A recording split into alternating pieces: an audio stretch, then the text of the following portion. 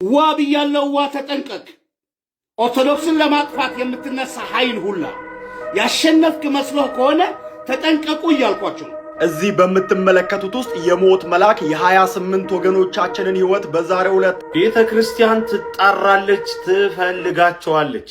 ስሙኝ እናንተ የመከላከያ ሰራዊት የፌደራል ፖሊስ እንዲሁም ደግሞ ልዩ በዚህ ሰዓት እጅግ አሳዛኝ የተባለና የበርካቶችን ልብ የሰበረ እጅግ አሳዛኝ መረጃ ተሰምቷል። ድምፃዊ ሰማኸኝ በለው ከዚህ ዓለም በሞት መለየቱ ተገልጿል።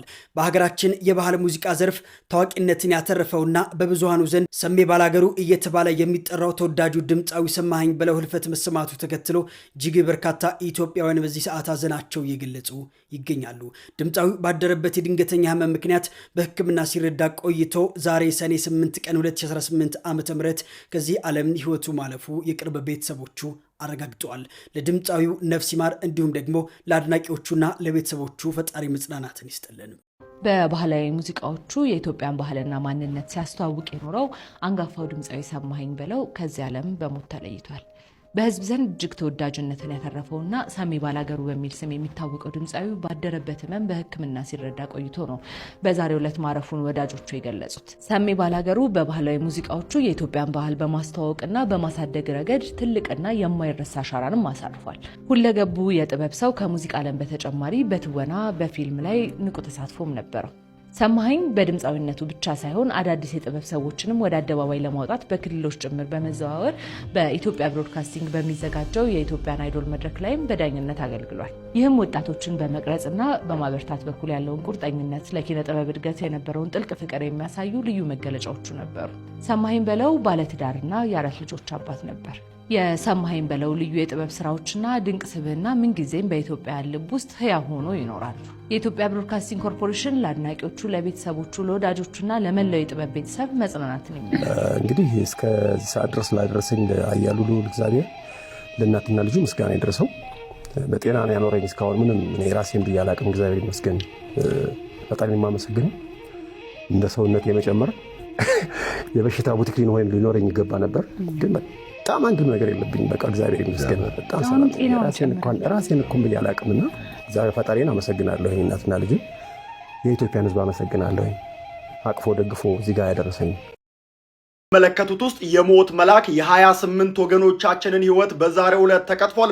ይሄ የምትመለከቱት የመኪና አደጋ ዛሬ በጠዋቱ የተከሰተ ሲሆን አገር ሰላም ብለው ጉዞ ያደረጉ ከደሴ የተነሱ በርካታ ወገኖቻችን ወደ 100 ሜትር ገደል ውስጥ ገብተው እንደምትመለከቱት በዚህ የመኪና አደጋ 28 ሰዎች እስካሁን ባለው ሁኔታ ሕይወታቸው እንዳለፈ ተሰምቷል። መኪናው ከደሴ ተነስቶ ወደ አዲስ አበባ እየተጓዘ ነበር። ታዲያ ትንሽ እንደተጓዘ ኮምቦልቻም ሳይደርስ በዚህ መለከቱት ገደል ውስጥ ወገኖቻችንን ሕይወታቸውን ነጥቋል። ለሟቾች ነፍስ ይማር፣ ለቤተሰቦቻቸው መጽናናትን እንመኛለን። ቤተክርስቲያን ትጣራለች፣ ትፈልጋቸዋለች። ስሙኝ እናንተ የመከላከያ ሰራዊት፣ የፌደራል ፖሊስ እንዲሁም ደግሞ ልዩ የፖሊስ መዋቅር ውስጥ ያላችሁ አባላት በሙሉ ይህ ቪዲዮ ለነኚህ ወገኖች መድረስ እንዲችል በደንብ አድርጋችሁ ሼር፣ ኮፒ ሊንክ ታደርጉልኛላችሁ። እናውቃለን፣ እንረዳለን። ለሀገር ክብር ብላችሁ ራሳችሁን ከወዳጅ ከዘመድ እንዲሁም ደግሞ ከቤተሰቦቻችሁ ለይታችሁ ለሀገር መስዋዕትነትን ልትከፍሉ በዩኒፎርም አጊጣችሁ በዱር በገደል በበረሃ እንደምትሳደዱ በዚህ ህይወታችሁም የሚደረግባችሁን ጫና እናውቀዋለን። ወንድሞቻችሁን፣ እህቶቻችሁን፣ እናት አባቶቻችሁን እንድትገሉ የሚሰራባችሁን ሴራና የሚጫንባችሁንም ቀንበር በእጅጉ እንረዳለን። የሆነው ሁሉ ሆኖ ከሀገር ከእናትም በላይ ክብሯ የሚበልጠው ኦርቶዶክስ ተዋሕዶ ቤተክርስቲያን ዛሬ በገዛ ሀገሯ ኢትዮጵያ ላይ እንድትሰደድ እንድትጠፋ እየተሰራባት ይገኛል። ይህንን ነገር ታዲያ እናንተ የቤተ ተመልካች ሆናችሁ ልታዩት በፍጹም አይገባም። መጠየቅ፣ መሞገት፣ መምረር መቻል አለባችሁ። ሁሉም በየገባው ልክ መረር እያለ ካልተጓዘ በስተቀር ይህ መከራ የሚያበቃ አይደለም። ሁልጊዜ በመከራ የሚጀምረው ሞታችን መጨረሻው እንደምትመለከቱት በድራማ የሚጠናቀቅ ነው። በህዝብ መበተን መጨረሻ ይሆናል። ይህ አካሄድ ዋጋ ስለሚያስከፍል ሁሉም በያለበት ሊነቃ ያስፈልጋል። ሊነቁ ከሚገቡ አካላት መካከል በተለያዩ የፖሊስ መዋቅር ውስጥ ያላችሁ ባለማህተብ ኦርቶዶክሳውያን ከፊት ቀድማችሁ ይህን ነገር ለምን እንድትሉ ያስፈልጋል። የእናንተን ልብስ በሚለብሱ ሰዎች የሚፈጸመውን ግፍና መከራ በደንብ ስለምትረዱት ለእናንተ አልነግራችሁም። ባደረጋችሁት ማህተብ ከምንም ነገር በላይ ይበልጣልና ምረሩለት፣ ምረሩ እንላቸዋለን። ዋ ብያለሁ፣ ዋ ተጠንቀቅ። ኦርቶዶክስን ለማጥፋት የምትነሳ ኃይል ሁላ ያሸነፍክ መስሎህ ከሆነ ተጠንቀቁ እያልኳችሁ ነው። ለዘር ማንዘርህ ችግር እንዳታወርስ ነግሬሃለሁ። ኢትዮጵያ ከ80 ከ70% በላይ የሚገዛት ኦርቶዶክሳዊ ነው። ተጠንቀቅ። በፖሊስ ብትገባ፣ በመከላከያ ብትገባ፣ በገዢዎቿ ብትገባ፣ በባለስልጣናቷ ብትገባ ተጠንቀቅ። ትዕግስት ነው፣ ፍቅር ይገዛናል። ወንድማማችነት እያልን እየተውን ነው። የምታበዙት ከሆነ ግን ልጆቻችን እየገደላችሁ ቁመን አናይ። አስተምሮቱ አይፈቅድም የምትሉ ማንኛውም ዲያቆናት፣ ቄሳት፣ ጳጳሳት ተጠንቀቁ። እናንተ ኦርቶዶክሳውያን ራሳችሁ ይሄ የሐሰት ትምህርት ነው። ልጅ ሲገደል ቁጭ ብለህ ተመልከት። ቤተ ክርስቲያን ስትቃጠል፣ የእግዚአብሔር ቤት ሲቃጠል ዝም ብለህ የሚል መጽሐፍ ቅዱስ የለም እንዴ? ንጉሥ ዳዊት ስለ ቤተ መቅደስ ተጋድሏል አልተጋደለም? ሰለሞን ተጋድሏል አልተጋደለም? ብዙ ክርስቲያኖች ሰራዊት ሙተውበታል አልሞቱም? ምንድን ነው የምታወሩት እናንተ? ከየት ያመጣችሁት መጽሐፍ ቅዱስ ነው የምታወሩት እንዴ? አናቅም እንስማችሁ ስንል ደግሞ ዝም ብላችሁ እኮ ሞላችሁ። አስተምሮቱ አይፈቅድም የኦርቶዶክስ ማን ያለ? ልጅ ሲገደል ቆመህ የሚል እስኪ አንድ አስተምሮ ታውጣልኝ እስኪ። ቤተ ክርስቲያን ሲቃጠል መንግስት አልሰማም ሲል ዝም ብለህ ተመልከት የሚል አለ? እንድታስተውሉ የኦርቶዶክስ ህዝብ፣ ከዚሁ የራሴን መልእክት እንደ አንድ ግል ኦርቶዶክሳዊ መልእክቴን አስተላልፋለሁ በሙሉ ነፃነት። ማንንም ግደል አላልኩም እኔ። ነገር ግን ራስን ሊገል የመጣ አንተንና ልጆችን ሊያጠፋ የመጣ ሃይማኖትን ሊያቋሽሽና ሊያጠፋ የመጣን ሰው የመግደል ስልጣን ሙሉ በሙሉ መጽሐፍ ቅዱስ ሰጥቷል እንዴ?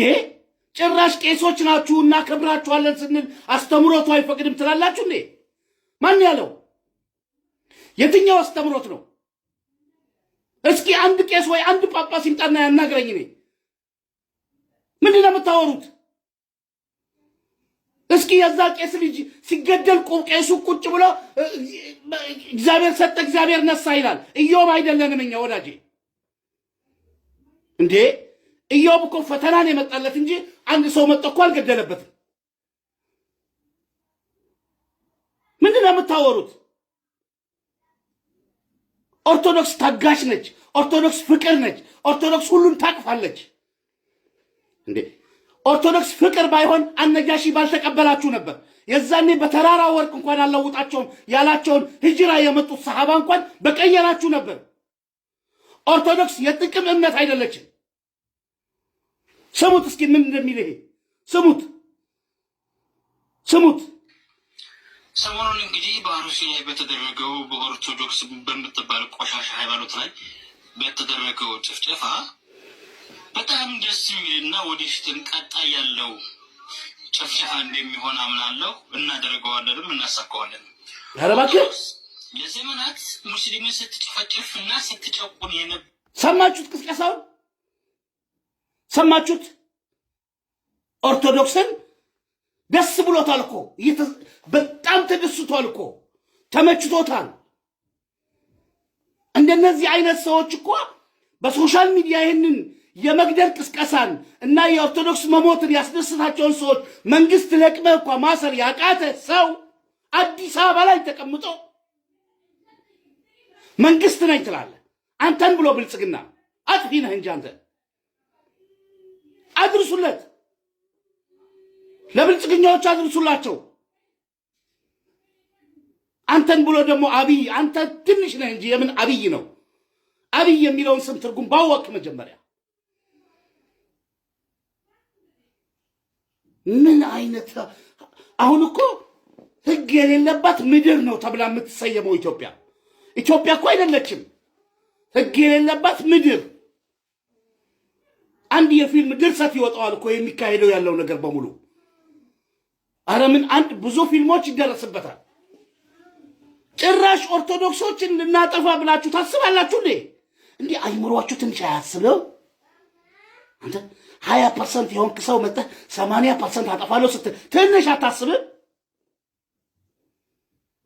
ምን አይነት ጭቃ ጭንቅላት ነው ያላችሁ? ሶሪያ ላይ ክርስቲያኖች አሉ፣ በፍቅር ይኖራሉ ከሙስሊሞች ጋር። ኢራቅ ላይ በስነ ስርዓት በወታደር ቤት ሁሉ ተሳትፈው ስለ አድህኖ ሲያነሱ ራሱ ሙስሊሞች እንዴት እንደሚያከብሯቸው በፍቅር። ሃይማኖት የግል ነው፣ ሀገር ግን የጋራ ነው። በግብፅ ላይ ተከባብረው ነው የሚኖሩት። ምንድን ነው የምታወሩት እናንተ ሰዎች? እናንተ ከየት ኢትዮጵያ ውስጥ ያላችሁ ሙስሊሞች የራሳችሁ እስልምና ነው እንዴ የፈጠራችሁት? ፍቅር የሚባል ነገር አታውቁም? አያትህ እኮ ክርስቲያን ነው። ትናንትና እኮ ነው ሙስሊም ሆንክ አንተ ራስህ። ጭራሽ ዘርህን ትገላለህ።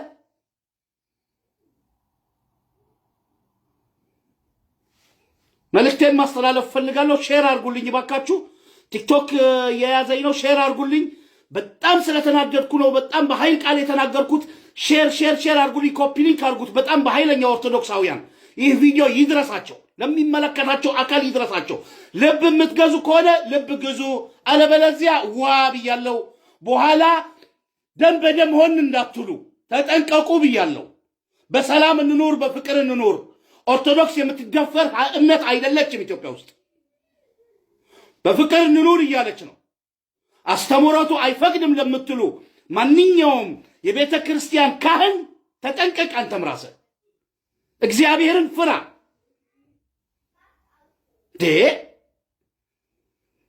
ልጄን እየገደለ አስተምህሮቱ ኧረ እባክህ ቤተ ክርስቲያንን እያቃጠለ ታቦት እየሰረቀ አስተምህሮቱ ስለማይፈቅድ ይስረቀው። ማን ያለው? ሰይፍህን ትመዛለህ። እነ ንጉሥ ዳዊት እነ ሰለሞን ነገስታት ያለፉት ነገስታት በሙሉ አባቶቻችን ደማቸው የፈሰሰ ለእምነታቸው ብሎ እንዲህ ያከበሩልን መና ታደርጉታላችሁ ማለት ነው መስዋዕትነታቸውን። ከየት ያመጣችሁት መጽሐፍ ቅዱስ ነው? አስተምህሮቱ አይፈቅድም። ማን ያለው? በትንሽ ነገር አይገልም። ኦርቶዶክስ አይገልም። በትንሽ ነገር አይጣላም። ፍቅርን ይጨምራል። ፍቅርን ይፈልጋል። ይታገሳል። ትዕግስት ካለቀ ግን አለቀ ነው። የሰው ልጅ ነው ኦርቶዶክስን። ዋ ብያለሁ። ዋ በኋላ ገደል ገባን እንዳትሉ ተጠንቀቁ።